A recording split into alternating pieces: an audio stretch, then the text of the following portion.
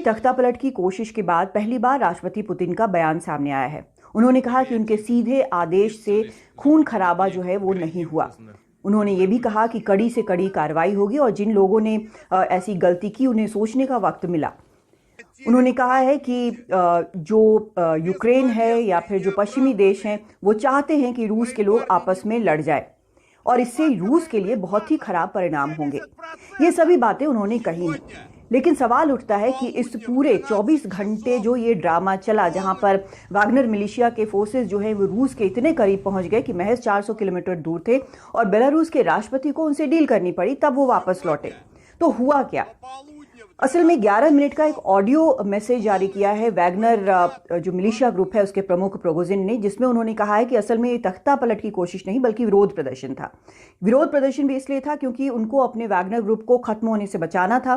उनके वैगनर के कैंप पर एक मिसाइल हमला हुआ था जिसमें 30 उनके लड़ाके मारे गए थे और इसके लिए वो रूस के रक्षा मंत्री को जिम्मेदार मानते हैं। तो उनका ये कहना था कि तख्तापलट की कोशिश उन्होंने नहीं की।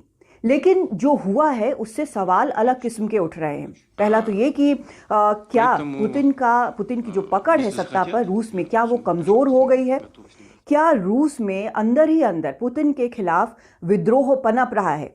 क्या रूस की सेना उतनी मजबूत नहीं है जैसा कि हम समझते थे? क्योंकि अगर कोई मिलिशिया ग्रुप जो अपने पीक पर, जिसके पास महज 50,000 लड़ाके हैं, अगर मॉस्को के इतने करीब पहुंच जाती है तो आखिर सेना क्या कर रही थी? या क्या किसी और प्रकार का समर्थन था इस ग्रुप को?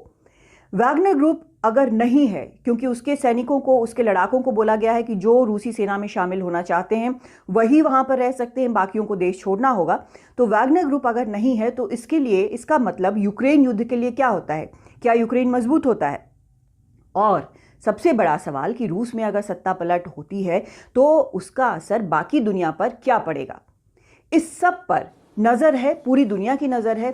लेकिन शायद इस वक्त वो शख्स, राष्ट्रपति पुतिन, जिसकी स्ट्रॉन्ग मैन इमेज को इससे सबसे ज्यादा धक्का लगा है और सवाल उनको लेकर, उनकी लीडरशिप को लेकर उठ रहे हैं, वो अगले कुछ दिनों में क्या करेंगे ये देखने वाली बात होगी। दिल्ली से कादम्बिनी शर्मा, एनडीटीवी इंडिया।